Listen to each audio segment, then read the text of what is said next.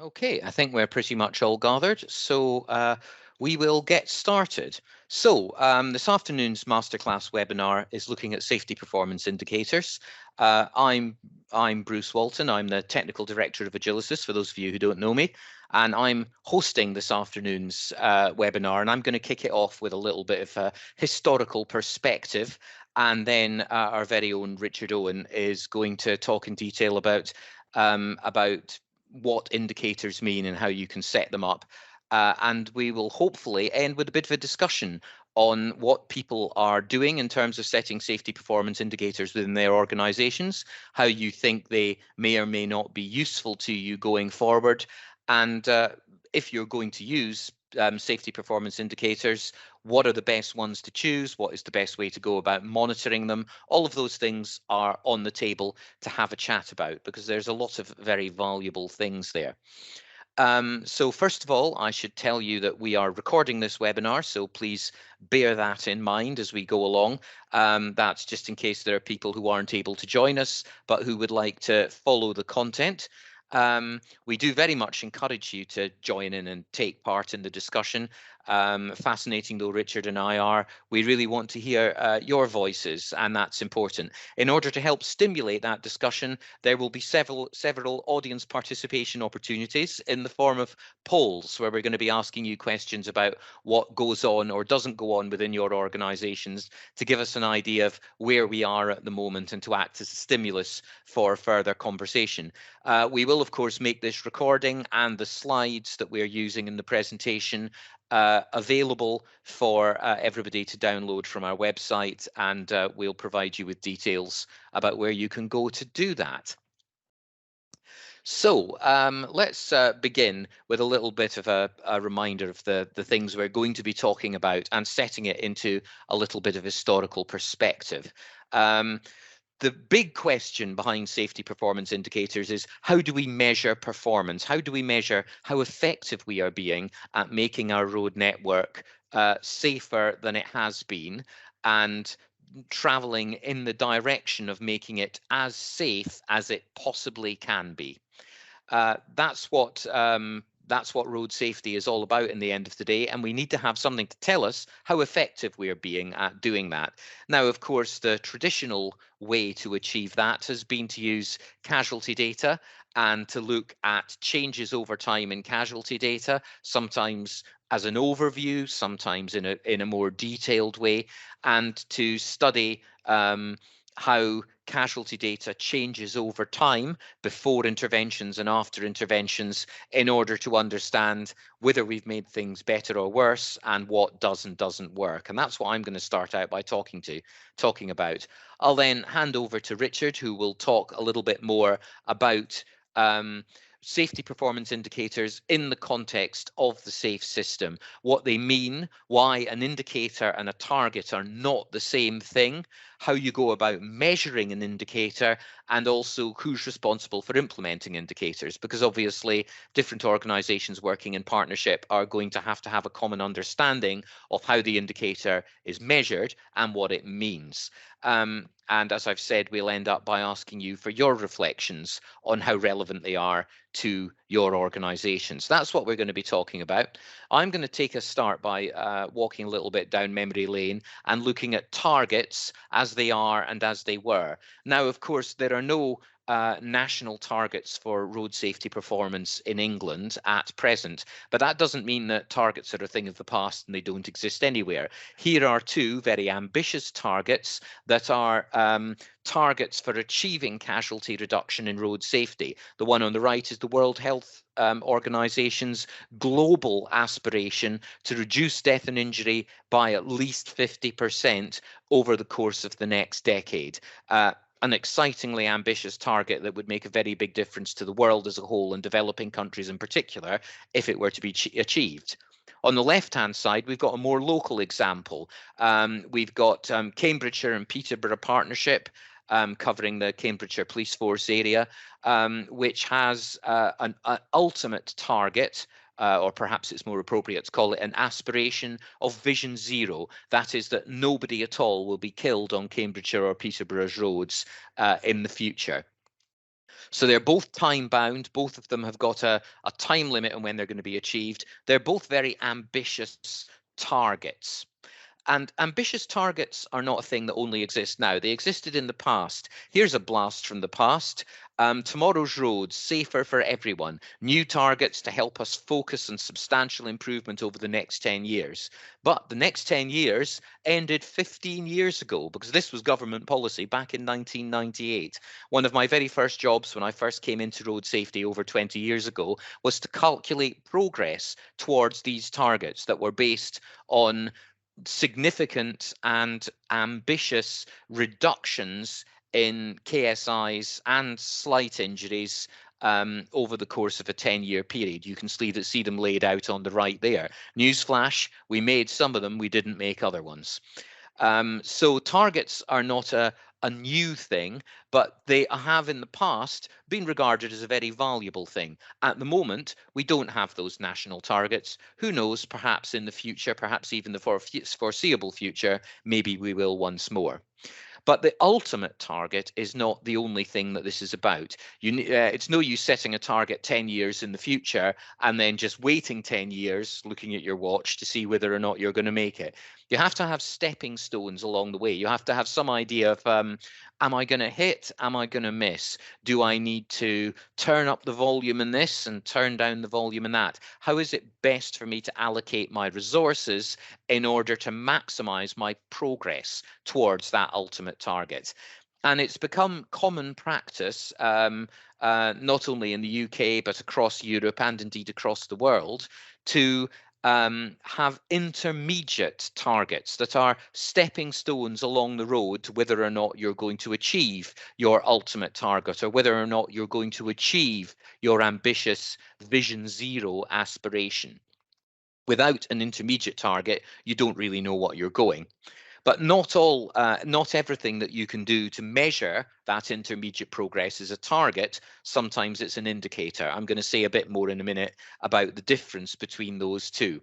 Intermediate outcome targets aren't necessarily just numbers. They might be rates, and of course they are an indication of what's happening with regard to the particular thing that they are measuring, but it's not necessarily telling you why that thing is happening. We're all familiar of how in the past achievement of targets or progress towards targets has been claimed as evidence that one specific magic bullet caused this success.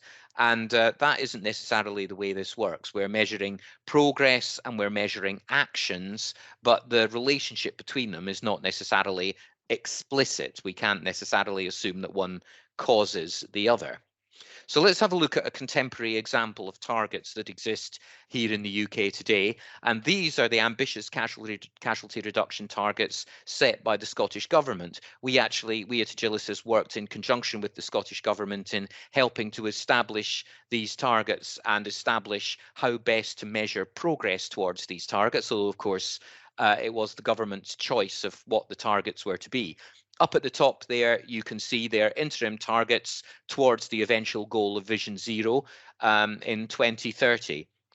Substantial reductions in death or serious injuries. But those stepping stones that they've got to measure progress along the way are down at the bottom there.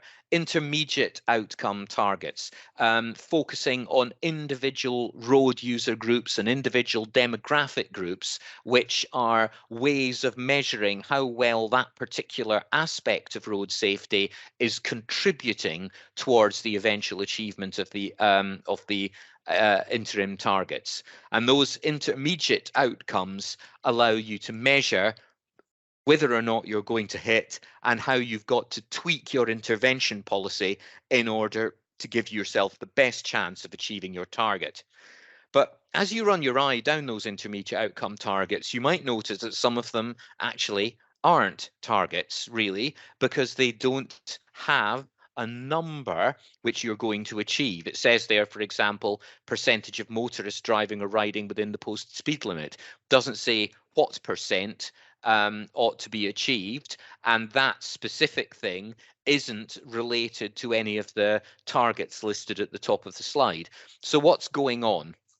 Well, that isn't really a target. It's a more of an indicator of a certain type of intervention that may well be contributing towards achievement of the targets. But there isn't a perfect relationship between those things. It's an indicator of activity. The same thing is true for the things below, where we're looking at things like changing the balance of deprivation in road safety, that bottom thing, not directly related to the target, but indicative of how the progress to the target is being achieved.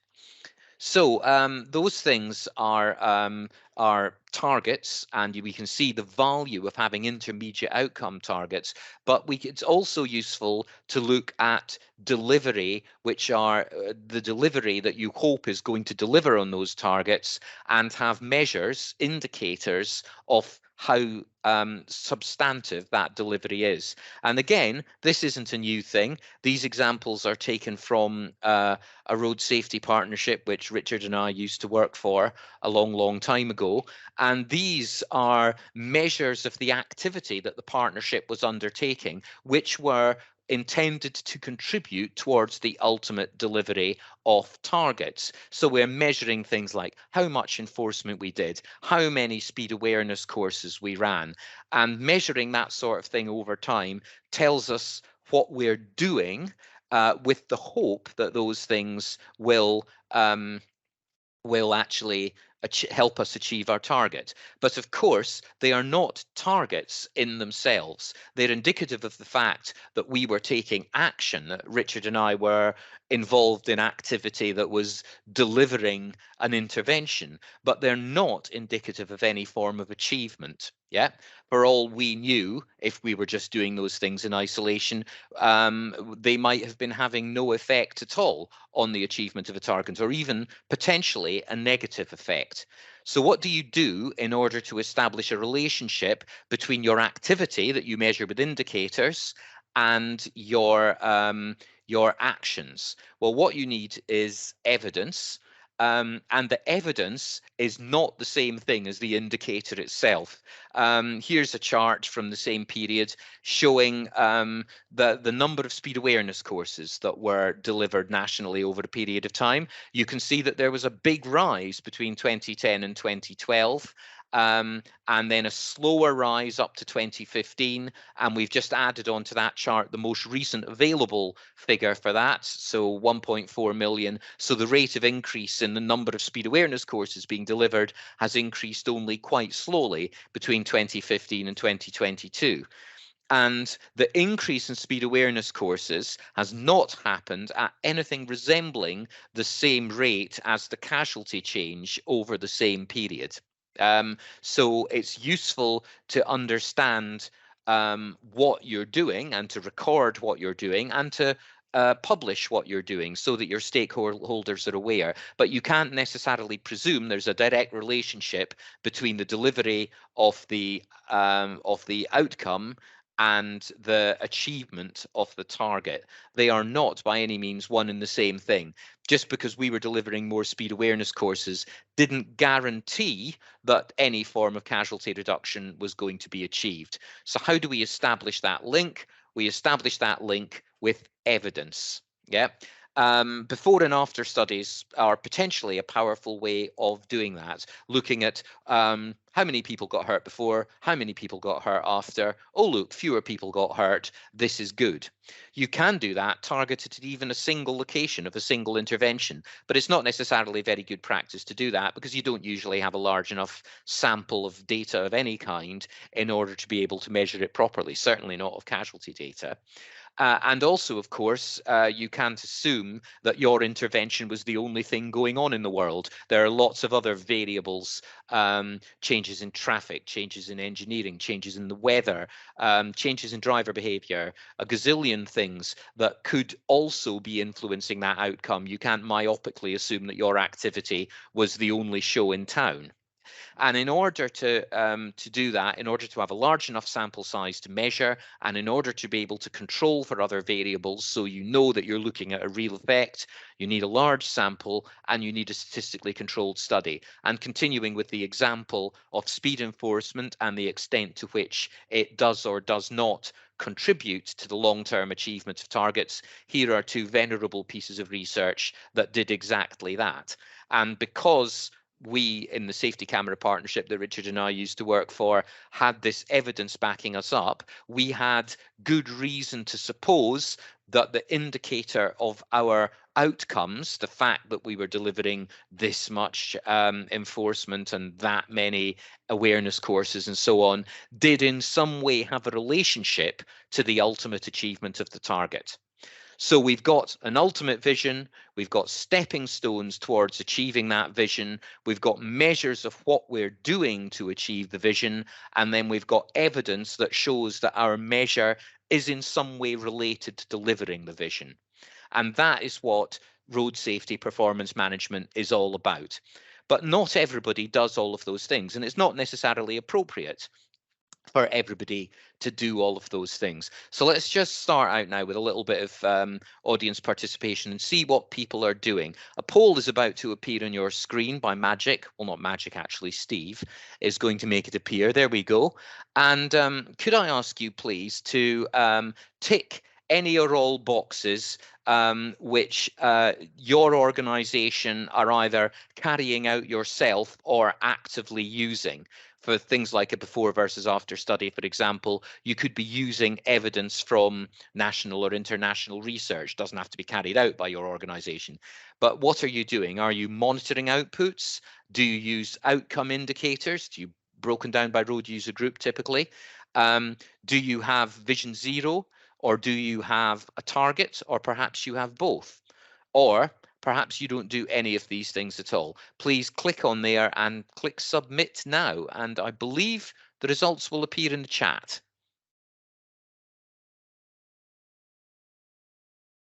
Indeed, they are appearing in the chat. So we've got a fair number of people, 20% of you who've got vision zero, and another 24% who have a casualty reduction target either instead of or in addition to vision zero.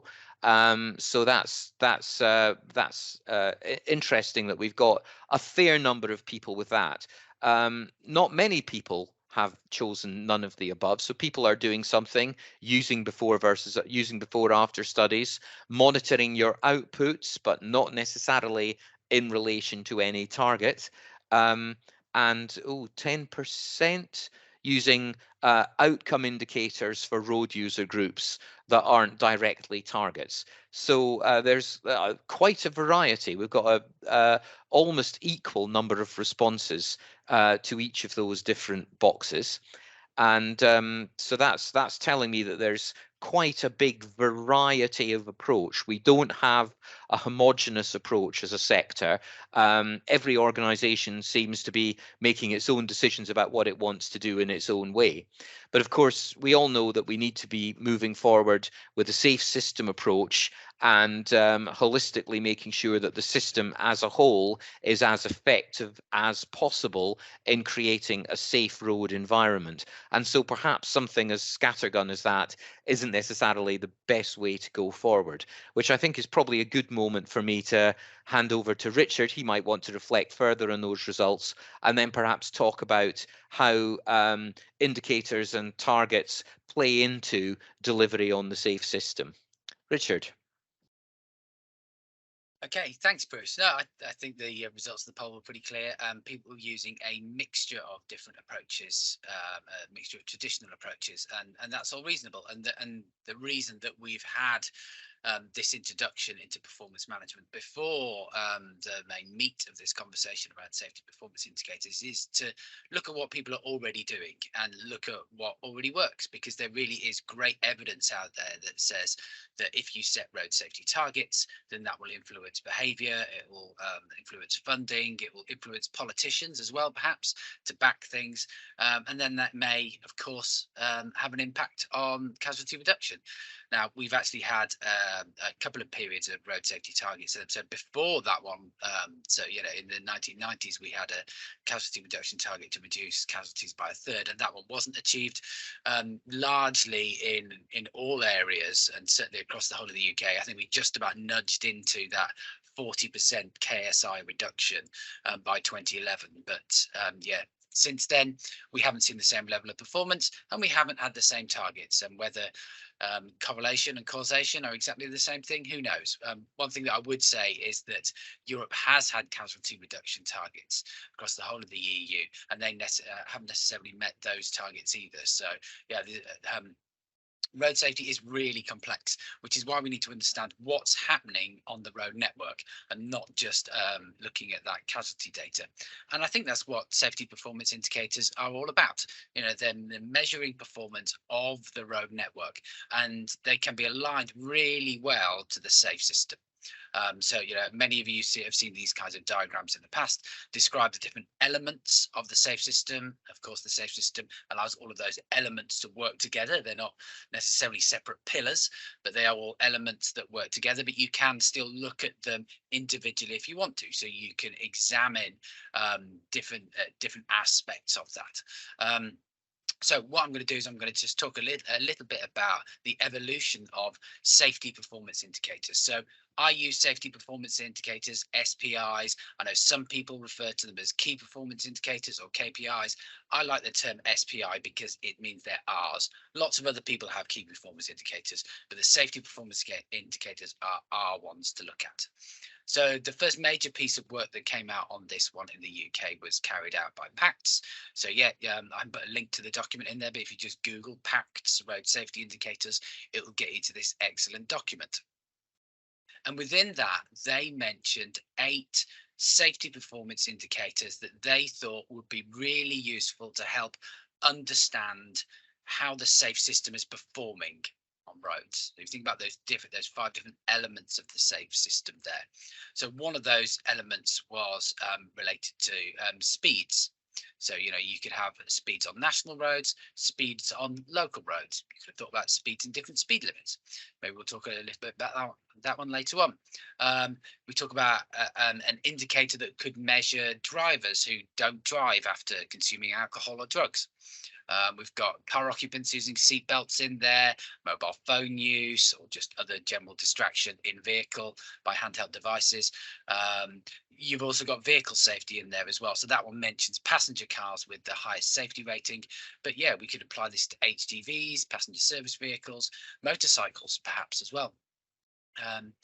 Then we get on to one of the big ones, which is around infrastructure safety. So major roads with appropriate safety ratings. So I think a lot of us here are aware of, the IRAP star rating system, which is a really good example of, a system that delivers a performance indicator for you about individual stretches of road, as well as all of the other information that's included in that too.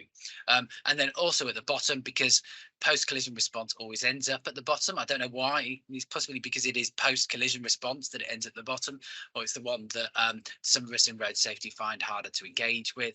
But yeah, you've got one in there that's actually quite detailed on what it is. Some of the others are a little broad, but this one mentions emergency medical services arriving at priority accident scenes within 18 minutes.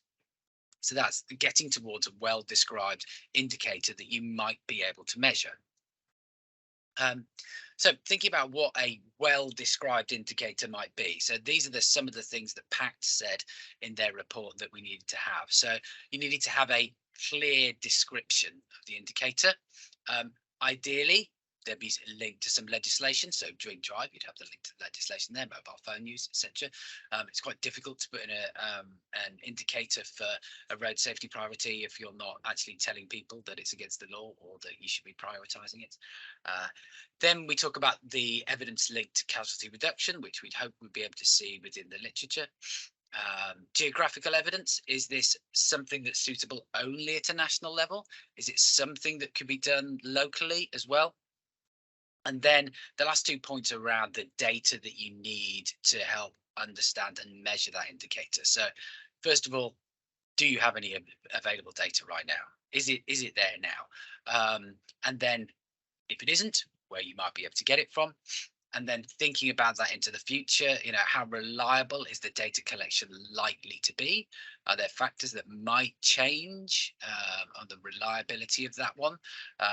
There are some concerns about vehicle safety, for example. So, I mean, I'm not going to talk too much about vehicle safety later on, but one of the ones that is mentioned is around the IRAP star rating.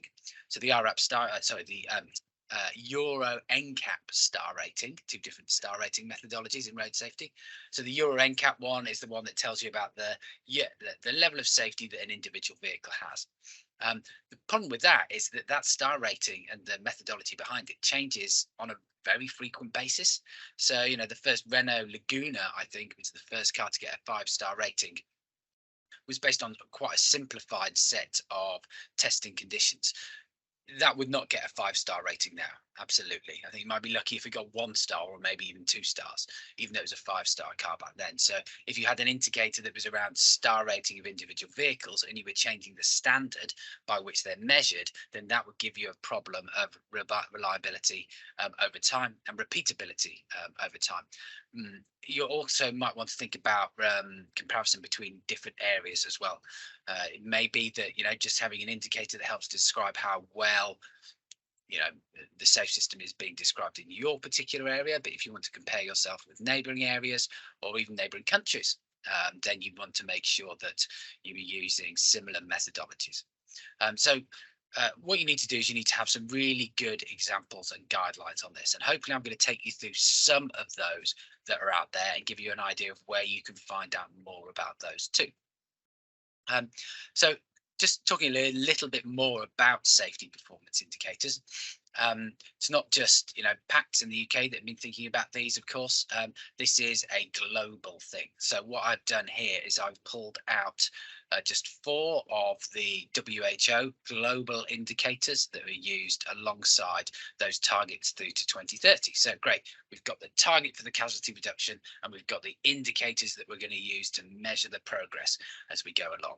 So we've got one on the left hand side there, target 3, which is around infrastructure. So this one says that all new roads should achieve technical standards that take into account road user safety and meet a 3-star rating or better. So that one's quite clear. New roads should meet a minimum safety standard, however you choose to measure that.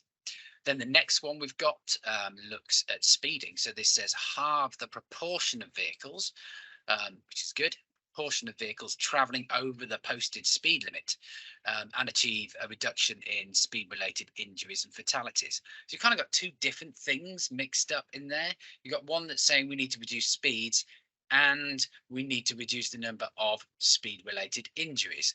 I prefer to see those 2 separated out within an individual target, ideally, because I know that one definitely influences the other one, but there's different ways of collecting that data. So yeah, ideally measuring the 2 separately would be great for me. Then the next one that we got there is about increasing the proportion of motor vehicle occupants using safety belts or standard child restraints. Now, this is not the best target because it says close to 100%. Ideally, we'd like something that was an absolutely firm number, but I suppose it's a global target. And performance in different parts of the world are going to be very, very different. We've got really good levels of compliance in the UK, so we want to make sure that ideally compliance is as close to 100% as possible. But yeah, if you're moving from 96 to 100, then that's one thing compared to moving from maybe sub 50% in some areas. And then, yeah, the final one there on post-collision response, which is around minimizing travel time. So again, it doesn't say that 18-minute figure that we had in the PACS report, but it does talk about minimizing those figures. So yeah, although these are global indicators, they're giving you hints at the kind of things that you should measure and, giving the opportunity within individual countries or areas to decide how you go about that and what you set those targets to be. So there's quite high level country based indicators. There are other indicators in there that can start to go into a little bit more depth on those ones. So we talked about an infrastructure indicator there about star rating on roads. Here are some other examples that IRAP have suggested on their website. There's a few dozen on there. And these are quite interesting, actually, because I think what they do is they describe specific problems that relate directly to the safe system. So they talk about safe system challenges and they relate them to vehicle speeds. So we know that the the relationship between overall safety level and infrastructure is absolutely reliant on speeds. One of the things that you can do to make a road safer is to improve the level of infrastructure. One of the other things that you can do is to reduce the travel speeds that are on there. So, hopefully you do both, but there are certain thresholds under which or above which you would need certain levels of infrastructure. So we've got the first one here, which talks about dedicated overtaking provision or dividing carriageways whenever you have traffic flowing at around 50 miles an hour, 80 km/h, not quite aligning those two. Now that does create some problems for us in the UK because we have a national speed limit of 60 miles an hour on roads that are by definition not divided carriageways and very rarely have that dedicated overtaking provision. So I think the UK would fare pretty poorly on this one. Somewhere like France, where they have switched to having more speed limits of 80 km/h on their national road network, they're likely to have high levels of compliance with this. So, if you've got the data, then you can look at that at a national level, but you can also, with local speed data and local information about the infrastructure, measure that for individual roads or potentially even individual junctions. So the third one down on there talks about percentage of intersections with potential side impacts. You could look at data that aligns those two different things and then helps you understand what's going on. And I will briefly mention that as a research approach at the end.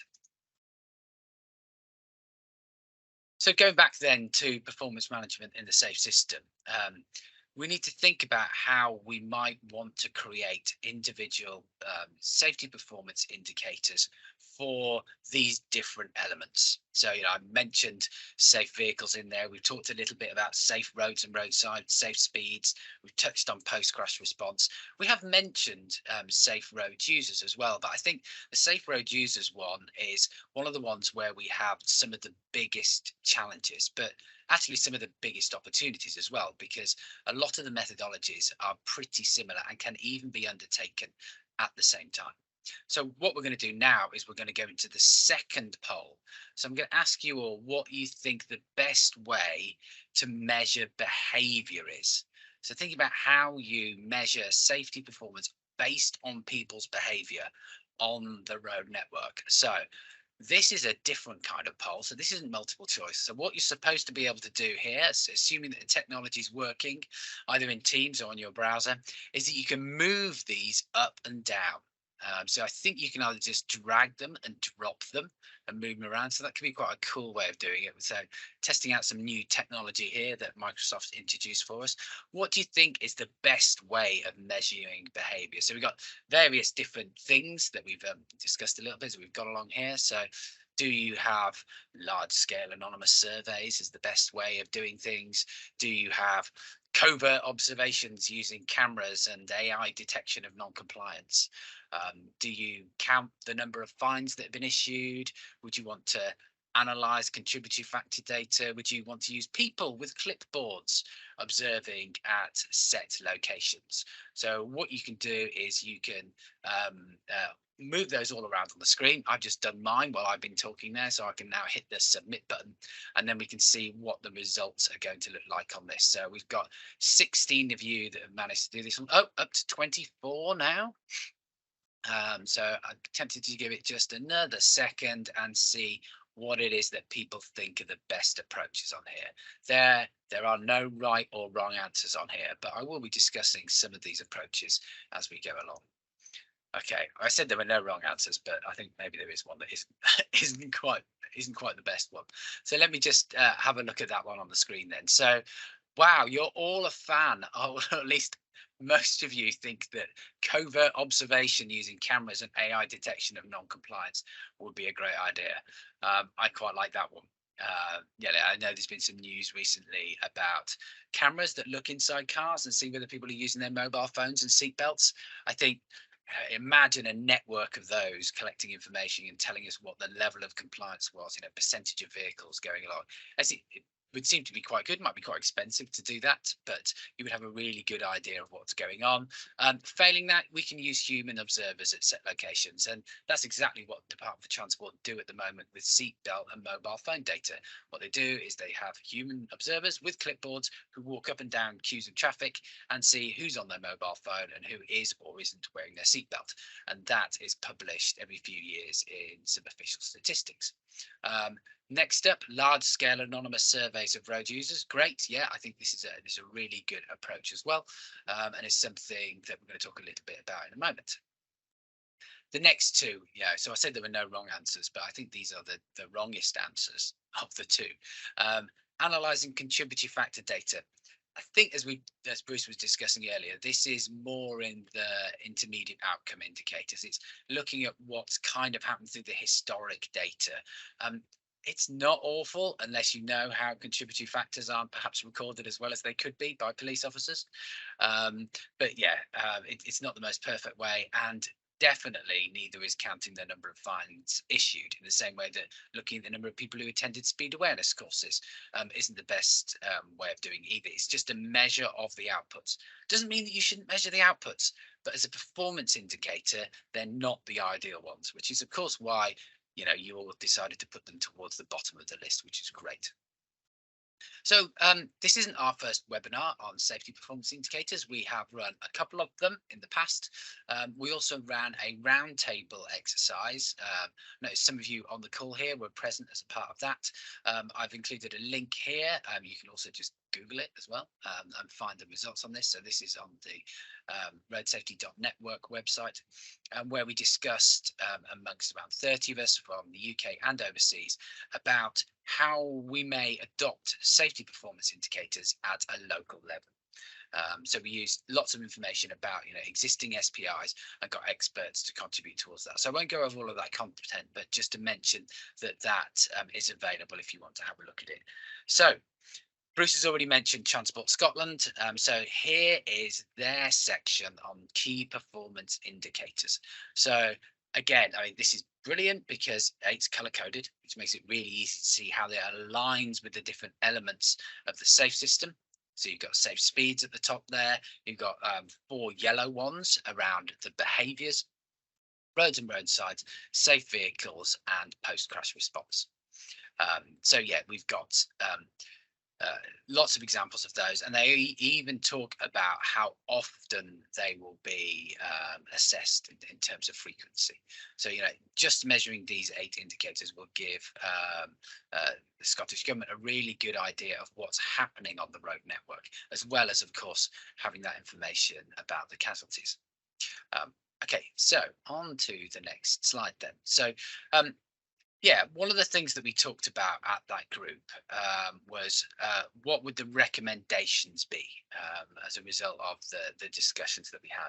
And these were the 8 things that we aligned on. So I'm not going to go through them in too many details, but obviously we did decide that collecting safety performance indicators would be a great idea, and having some kind of national framework or strategic direction, perhaps even from the Department for Transport, would be really good. You've seen the national framework that's happening in Scotland, and it's linked to their strategic direction. So that would seem to be a reasonably good thing to do. And I know there's a lot of local partnerships that are doing that too.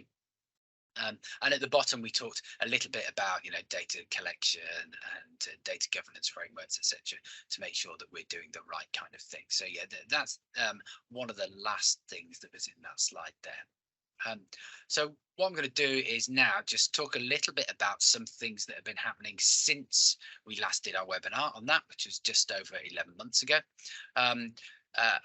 Part of that roundtable group included people who've been working on an EU project called Baseline. And the Baseline project has now published its results. So when they came from Baseline to talk about the work that they were doing, the work hadn't finished yet, but it has now been published. So you can see on the EU website, there's a whole bunch of recommendations there about how you can measure various different safety performance indicators across the EU. So what I'm going to do is I'm going to go through a few details on those now. I'm going to look at one specific one that they mentioned. We haven't got time to go through all of them today, but you can go onto the website and read through in an enormous amount of detail the various analyses that they did. So again, we made that report said that there must be links between road casualty reduction for killed and seriously injured casualties. That is really important to remember, because the SAFE system generally looks to prioritise killed and seriously injured casualties. It doesn't look at those that are only involved in minor injury collisions. They must be easy to understand and monitor, of course, and again should be comparable over time and between areas. So it's great that everybody's using the same kind of language when we're talking about these performance indicators. So yeah, this is the baseline project. There's the link to the document there. So you can go and have a look at all of the different recommendations that they produced. And there on the right hand side is the list of all of the things that they covered. So, we've got speeding, seat belts, alcohol, distraction, vehicle safety, road infrastructure, post-crash care. Those were all the ones that we have in the UK. They also included helmet wearing, and they had helmet wearing for two-wheel motor vehicles, so motorbikes, generally, and also bicycles, which is a really interesting one. Now, introducing helmet wearing safety performance indicators for motorbikes in this country is reasonably straightforward because there is legislation around it. There's not legislation to require people to wear a bicycle helmet at all. So that's why I think there's an interesting debate to be had about whether that is something that we would want to measure in the UK, first of all. And of course, actually, helmet wearing for motorcyclists is pretty much near 100%. How often do you see a motorcyclist not wearing a helmet and riding around the roads? So, I don't think that's as one that's as relevant for us, and certainly can lead to some difficulties with bicycles. So what I'm going to talk here is alcohol. So I think this is one that hopefully we're going to be able to understand, and we can tick off all the boxes there. So what I've got in the back of my mind here is, what it was that PACTS said in the report there. So, the first thing they said was, is there a clear description of the indicator? So this was the indicator that they decided upon, which was percentage of drivers driving within the legal limit for blood alcohol content. Come to legal limit in a moment, and whether that indicator should be even better or stricter. So is there an evidence for a link to casualty reduction? Yes, only decades and decades of research into the link between drinking alcohol and the likelihood of being involved in a crash. What about legislation? Well, good news. There's lots of legislation out there. So here's a summary of the sample countries that they had across Europe. So this is not all of the countries in Europe, but there's the legislation that they have about blood alcohol concentration limits. Interesting to note that everybody in here has a lower blood alcohol limit than us in England and Wales, certainly. Of course, many of you are aware that Scotland have dropped their legal limit down to 0.5. But there's also some interesting differences in there as well for professional drivers having lower limits, and then also for people who are newly qualified drivers, so novice drivers as well. So 2 years after passing their test, they've got to have 0 alcohol in their system. So yeah, some really progressive ideas around drink driving and the legislation that we're seeing over in Europe. So yeah, definitely got those links to the legislation. In terms of the geographical relevance, well, it is EU-wide. They did analyse based on motorways, rural and urban limits as well. So what are the two different methodologies? So first one, let's look at surveys. So which countries did a survey? So it actually just went and asked people, do you drive over the drink drive limit? So you can see the list on the left hand side of the countries that did that. And then on the right hand side, you can see the countries that did random roadside checks. Now, there is one at the bottom that did a non-random check, which is the Czech Republic. So that means that was just a result of police stops. So maybe where there was a suspicion of drink driving, whereas the other ones are truly random checks, which isn't something that we do in the UK here.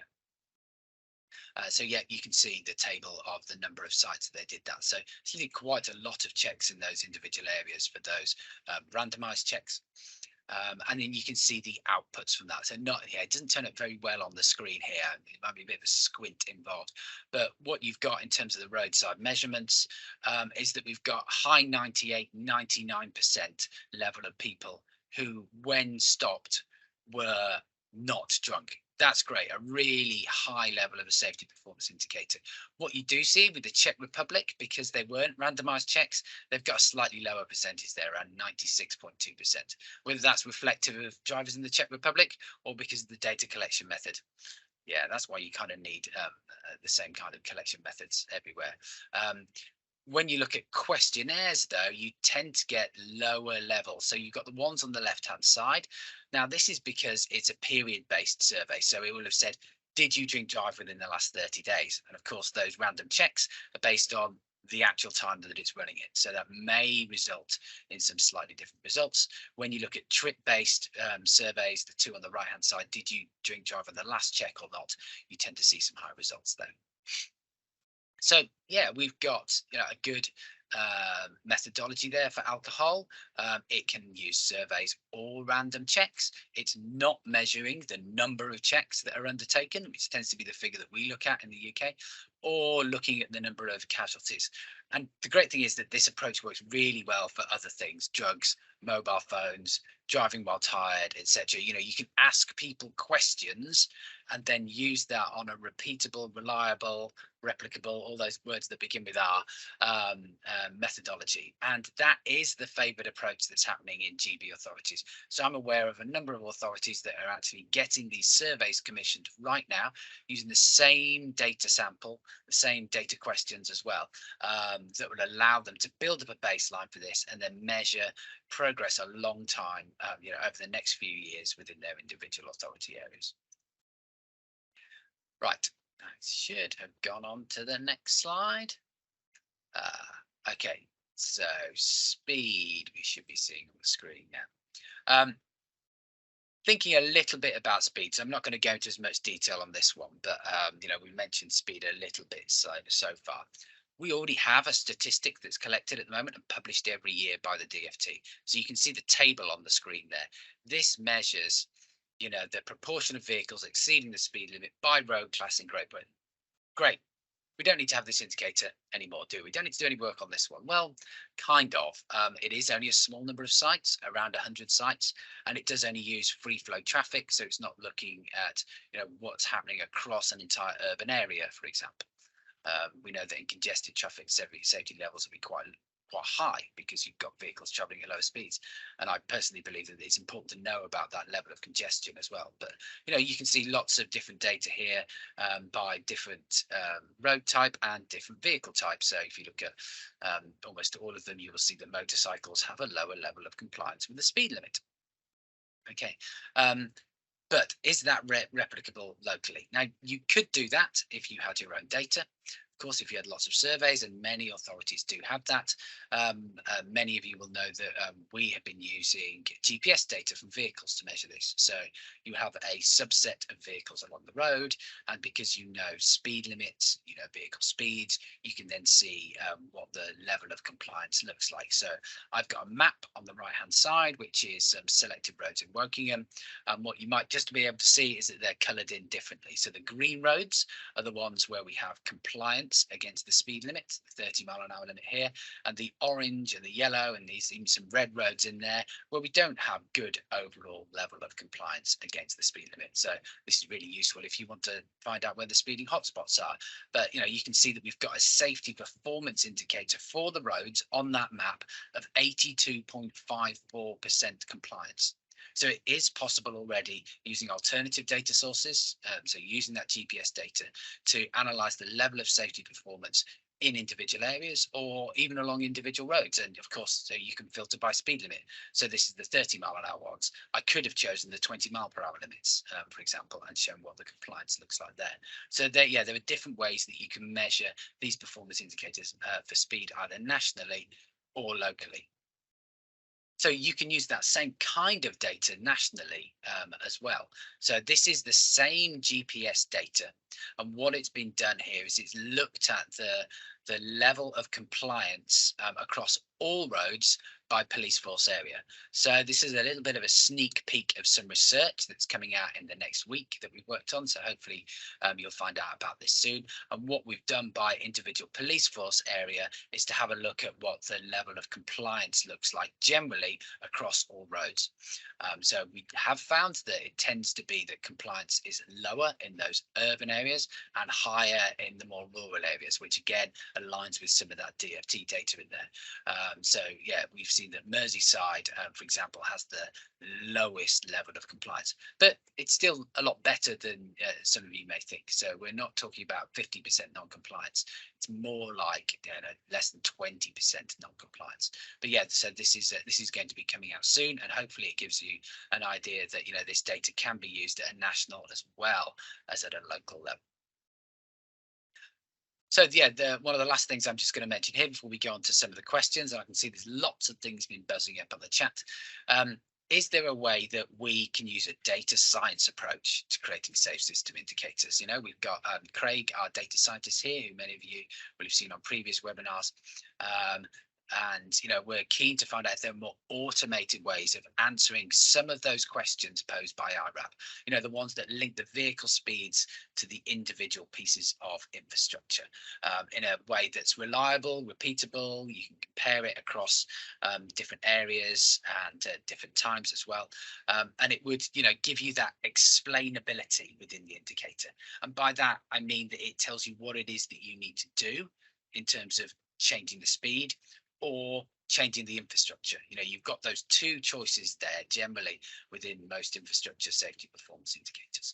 So it's a little bit too early on this webinar to be able to give you a live demonstration of that one. That one will certainly be coming up in the not too distant future. So yeah, if you are interested in that, we'll definitely keep you posted.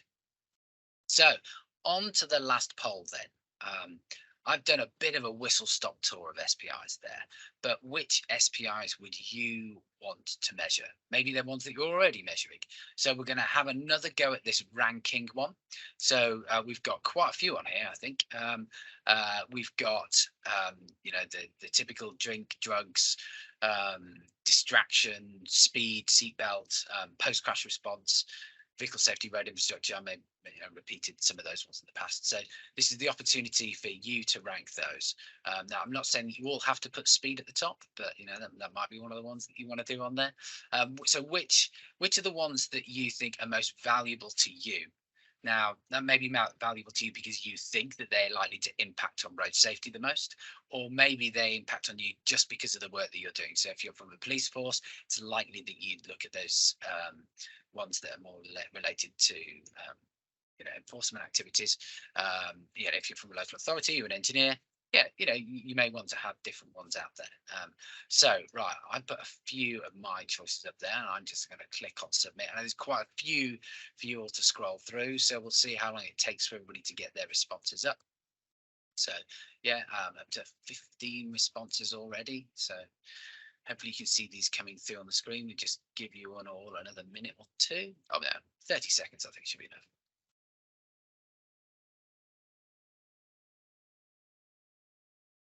About 35 that put in the responses last time.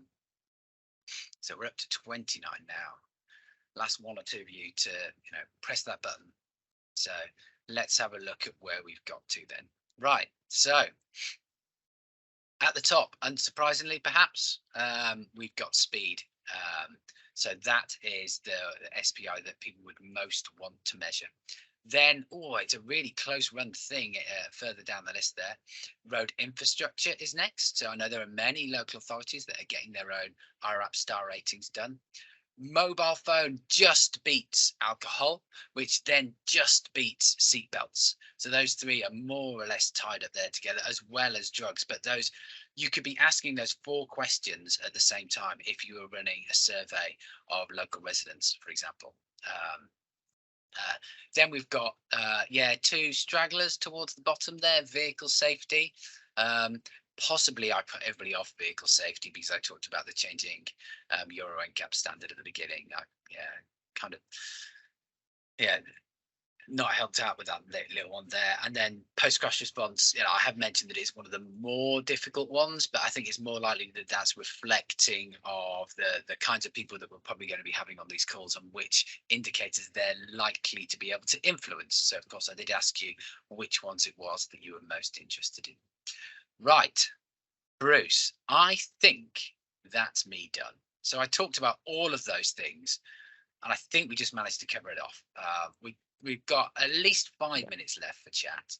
I've been sitting here with my finger hovering over the button thinking when I was going to interrupt you, but you made it to the end of a huge amount of content in a short time, so well done on that. First of all, I'd like to pick up on a question that's come in the chat, highlighting the obvious point that a great many organizations are very much resource constrained and are trying to select SPIs that are the best choice, given that they can't possibly do everything.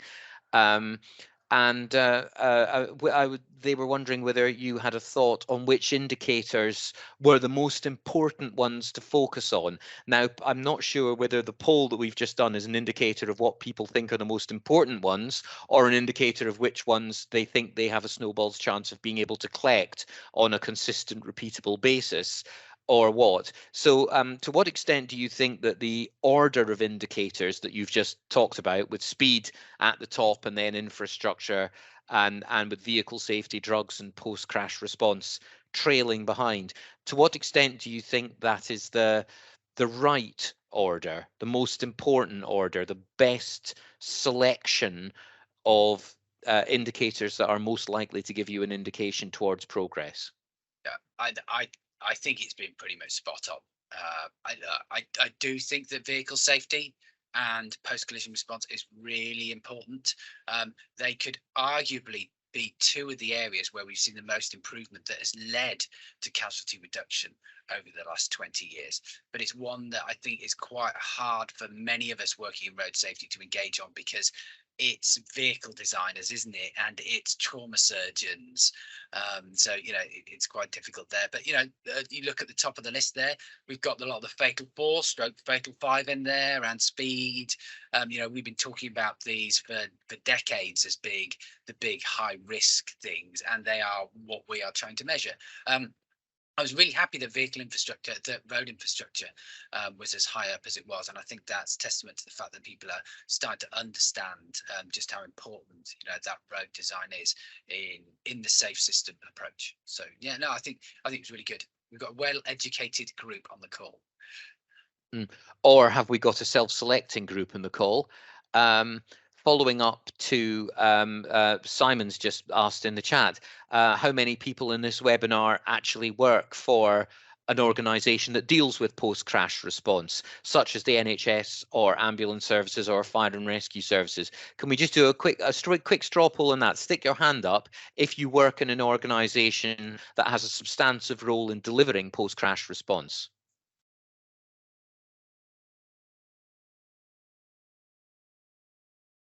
Got one.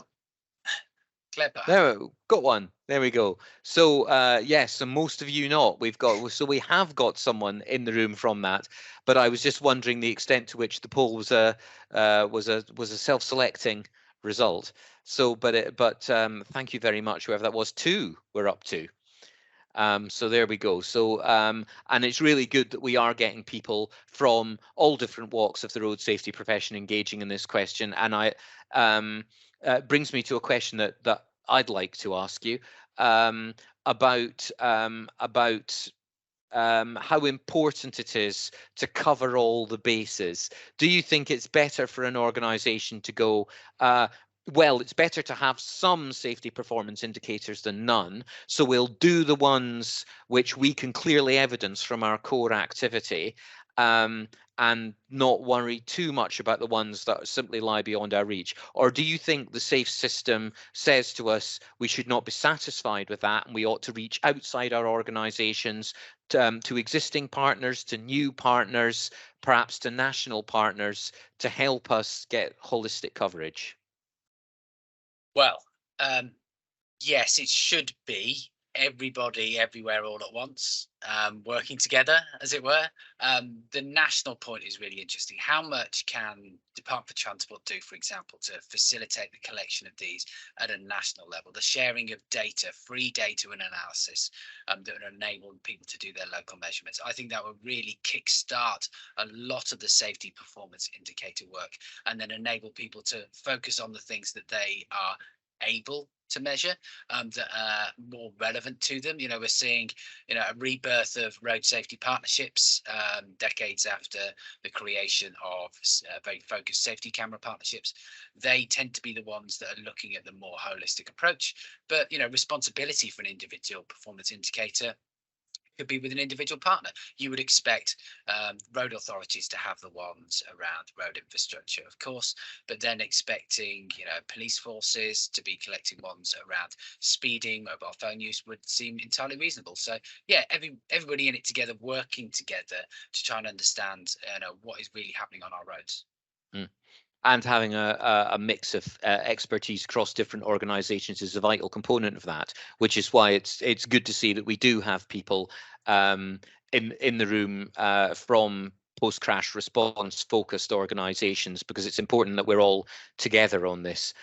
Simon was asking a similar question about motor manufacturers, and they're possibly less likely to be in the room, but I'm not going to go down that rabbit hole. Does anybody else in the room have anything that they would like to ask Richard or myself about before we sign off? Because this is not only about our voices, it's about your voices. So would anybody like to stick their hand up to say that they've got a question they'd like to pose? Aha, Peter, are you able to unmute and ask your question? Don't know if we let people unmute, Bruce. So don't know if we let them, or is he going to type a question in the chat, Peter, if you can't unmute? It's just that I just said we want to hear your voices, and but I was speaking metaphorically, it appears. I saw one that Stuart had put in the chat earlier about percentage of vehicle fleet with NCAP rating over a certain threshold being useful. But yeah, he does mention the issue of looking up against individual databases. I actually think in terms of vehicles there, the interesting one would be to look at fitment of individual vehicle technologies. So, I mean, you've got lots of different assistance technologies that would stop a crash happening, or at least reduce the chance of a crash happening. Understanding what the level of fitment of individual technologies, I think, would be much more relevant in a safe system context than just a movable feast that is the NCAP star rating. No, good point. I guess I'd missed Stuart's response there, but I see it now.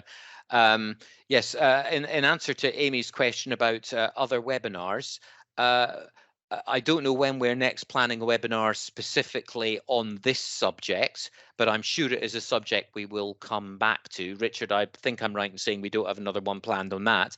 I do know we have another webinar planned on another very important subject, and not entirely unrelated, on intervention evaluation, how to go about structuring and approaching evaluation. With my esteemed colleague Tanya Fosdick will be providing the content on that, and Steve is going to be chairing that. And that is next Wednesday, the 17th of May, same time, same place, 2 o'clock here on Teams. Please sign up on the website if you're interested in knowing more about evaluation. But I'm sure that this is a subject that we will be coming back to. But pop in next week, Amy, if you'd like more on that. So thank you all very much for attending this afternoon's webinar. I've got a couple of questions I would have loved to drill Richard with, but I won't embarrass him by asking them.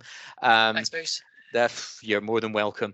Thank you all very much for attending. It's been a pleasure to share this space with you. If you've got any more questions or comments or even concerns about safety performance indicators, I know that Richard would be happy to discuss them with you. We have further reading on our website, relevant reports that have been uploaded. I think I saw Steve was going to put a link to one in the chat earlier on. And if you've got a question that you would like to raise about SPIs, then please drop Richard an email, and he'll be happy to engage with you, or one of us will get back to you to engage with you with it. He's richard.owen@agilysys.co.uk, in case you were wondering. So thank you all very much. And we look forward to sharing a space with you again soon. Take care and have a good afternoon. Goodbye. Bye.